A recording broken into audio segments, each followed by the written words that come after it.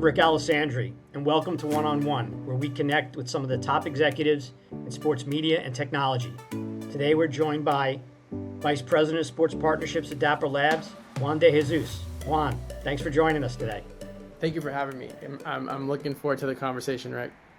Appreciate you taking the time. So, you've had an interesting career. You started your career in baseball operations, and somehow you wound up at Facebook and now at Dapper on the forefront of the latest technologies, including NFTs, obviously. How did you go from baseball ops to Meta, Facebook, and Dapper?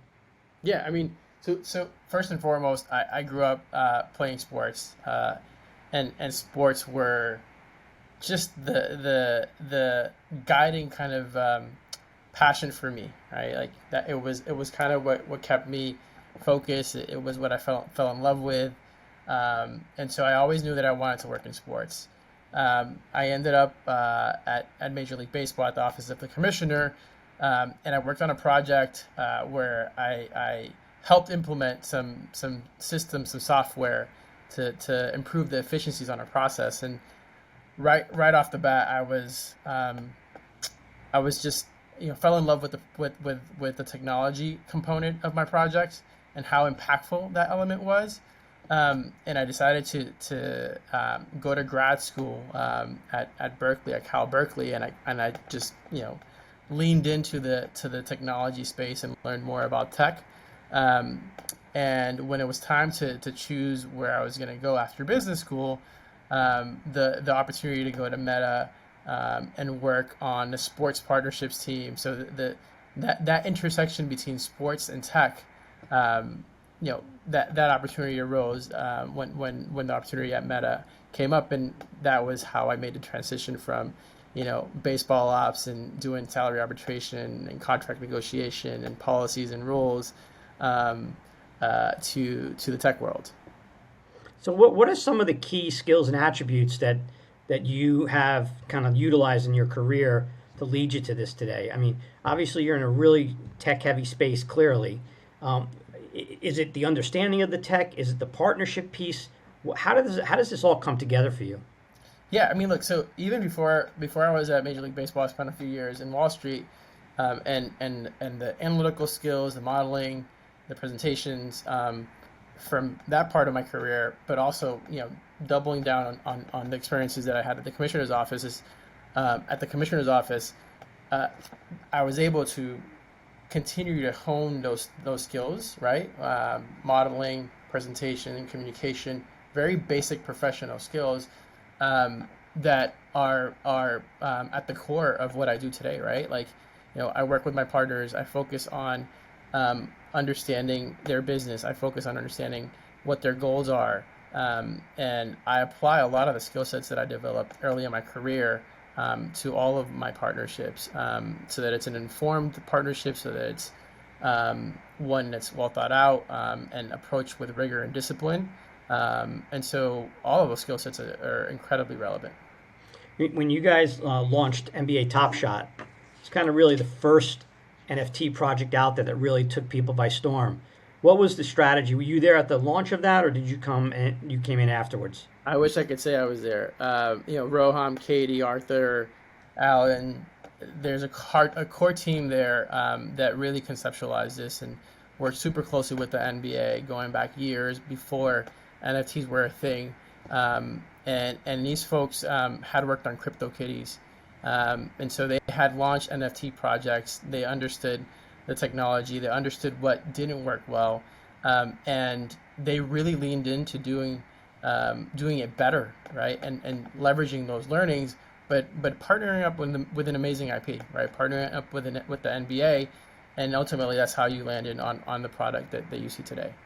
Yeah, the NBA has, starting with David Stern, obviously, and now with Adam, has continued to be at the forefront of new technology use to showcase their players as well as their content. And obviously, Top Shot was one of the first ones out there. But I saw this week you have done something with the LA Rams. Talk about that project a little bit. Yeah, so we partnered with the LA Rams. We have a variety of elements in that partnership. The exciting piece here is NFL All Day is coming very soon. We're going live in the coming weeks here. We're super excited about NFL All Day. I think collectors, fans, NFT fans, and more importantly NFL fans are going to see some exciting elements in this product, and we're just bringing it to life through our partnership with the LA Rams. So you'll more to come on that as we approach the season here. I can't wait to see what else is coming down the road there. Also, UFC is a partner as well. UFC is a partner as well. We've been working with UFC for quite a bit now.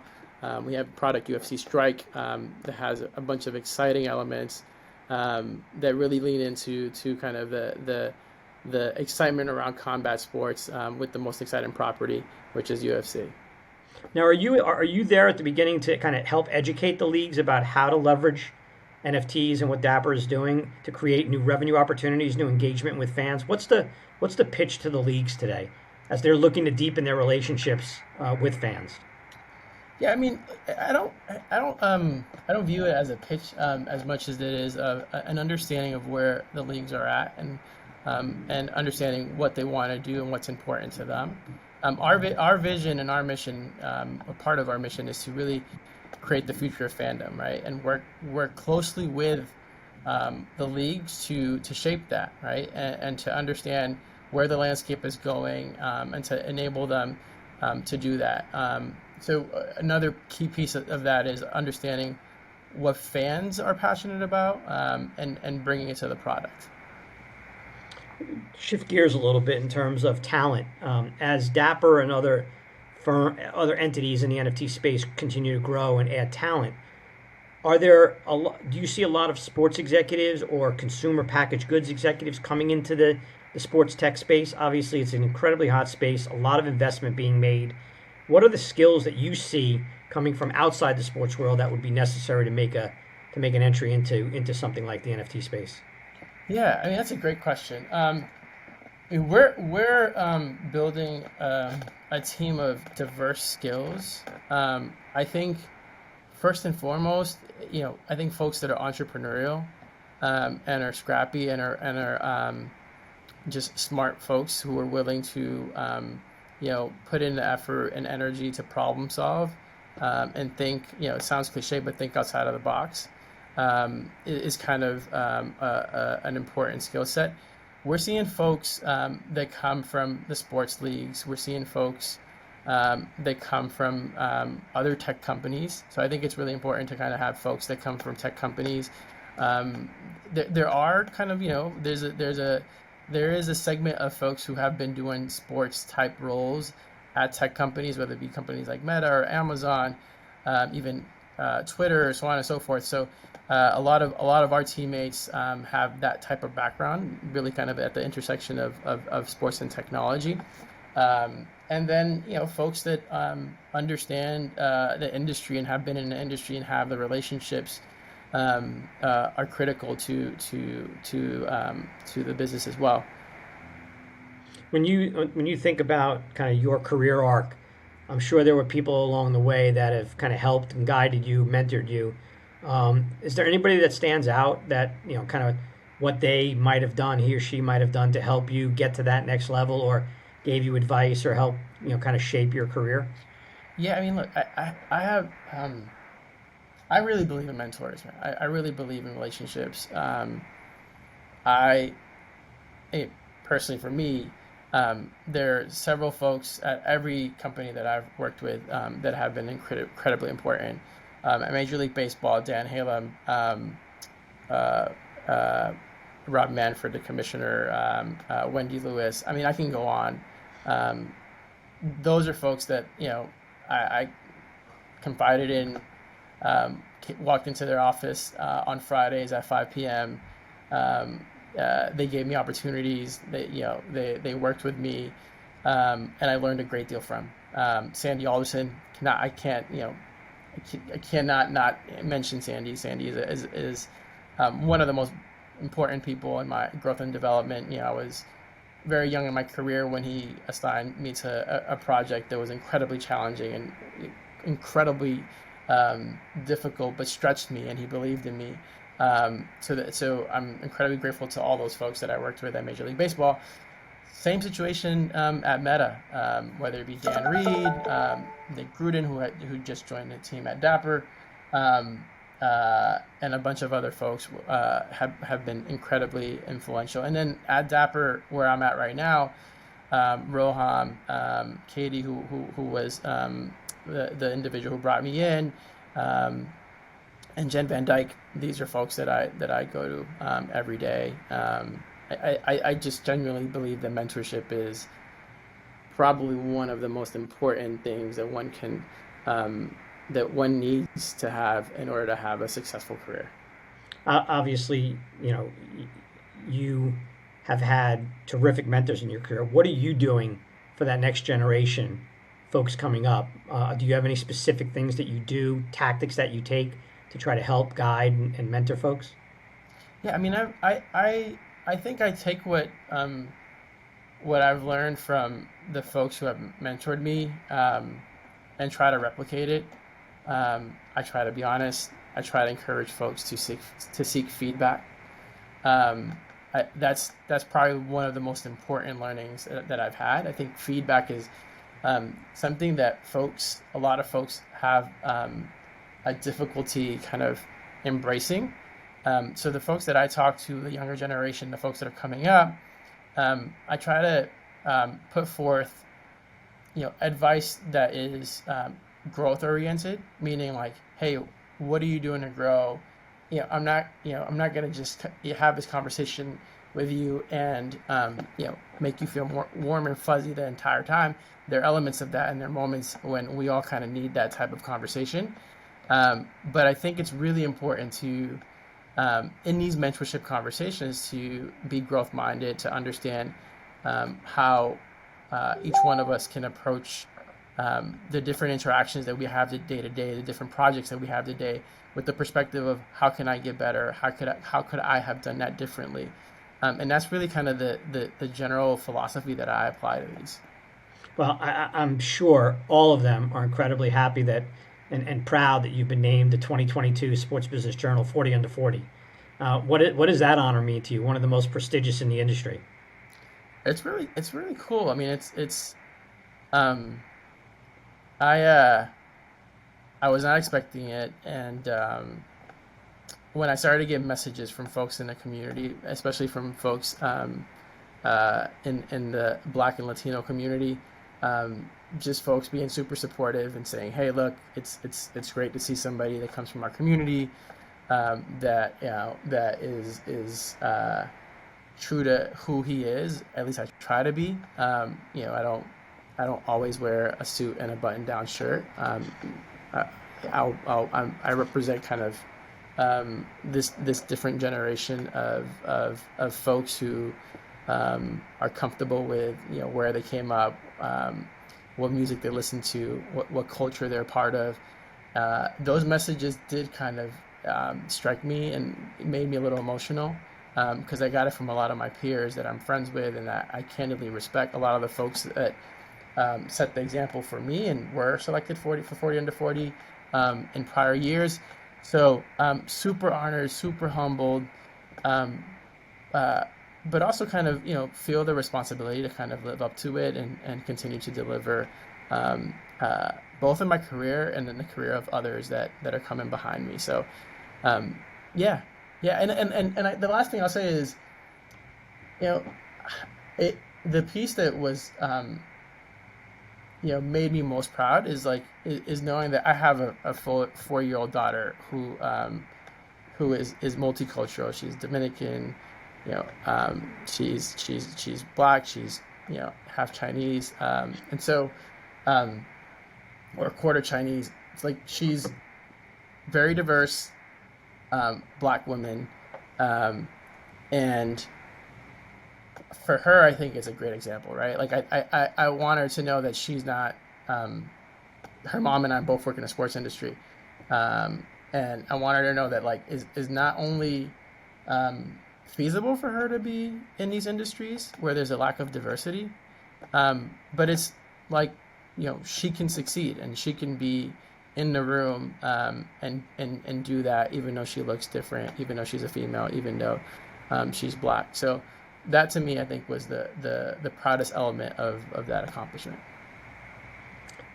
So where did you grow up, and what kind of music do you listen to?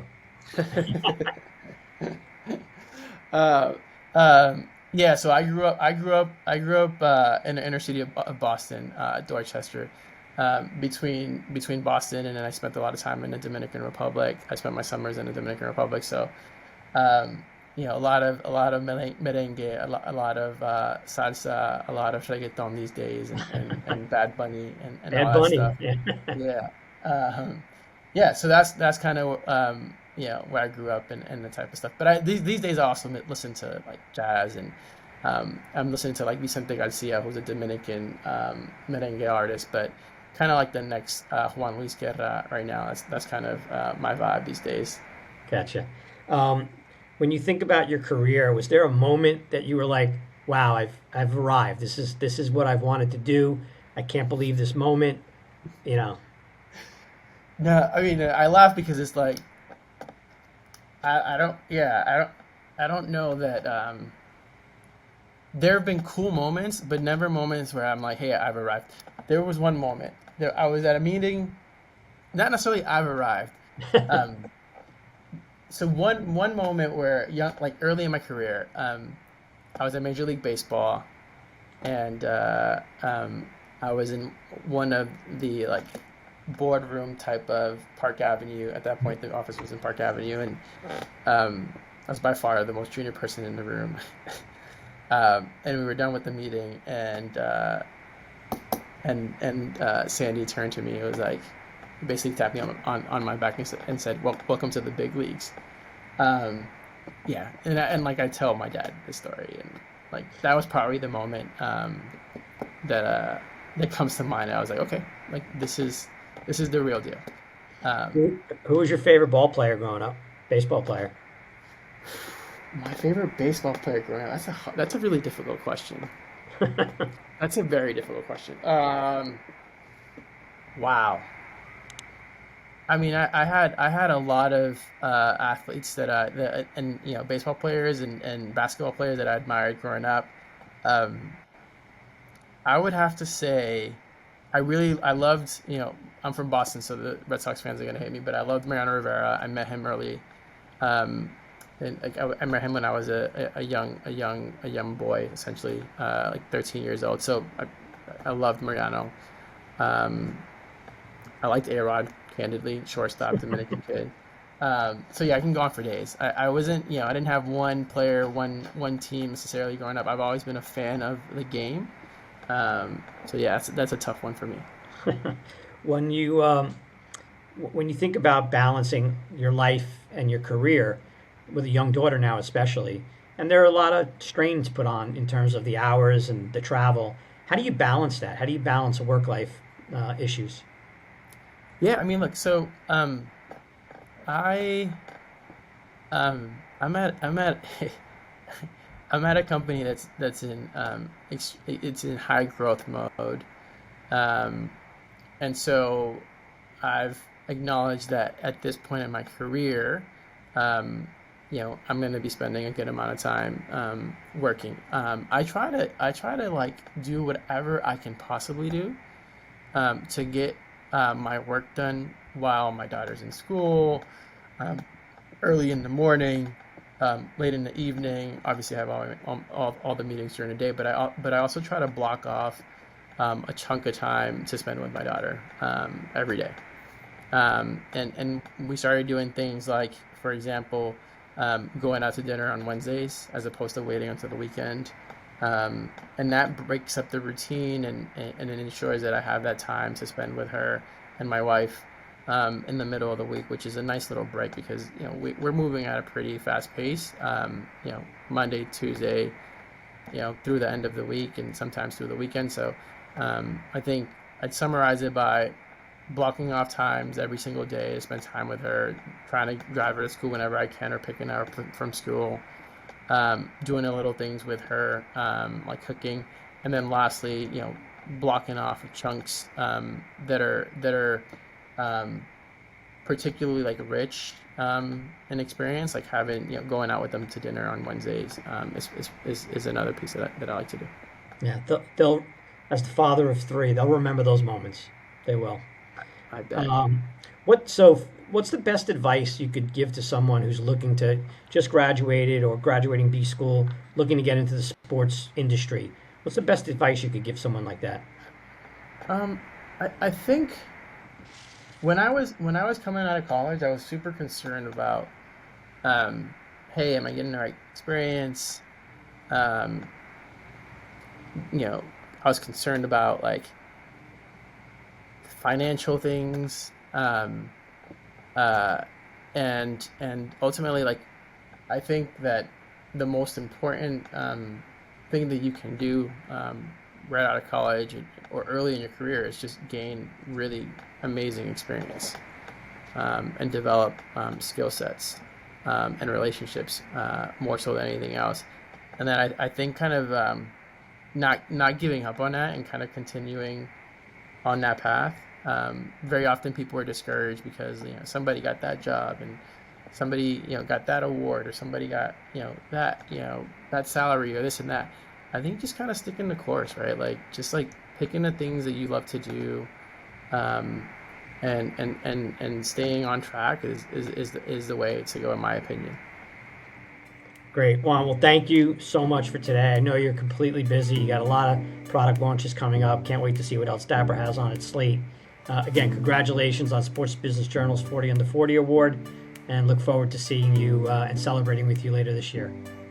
Rick, thank you. I appreciate you, reaching out and setting up a time. I'm looking forward to hanging out soon and catching up in person.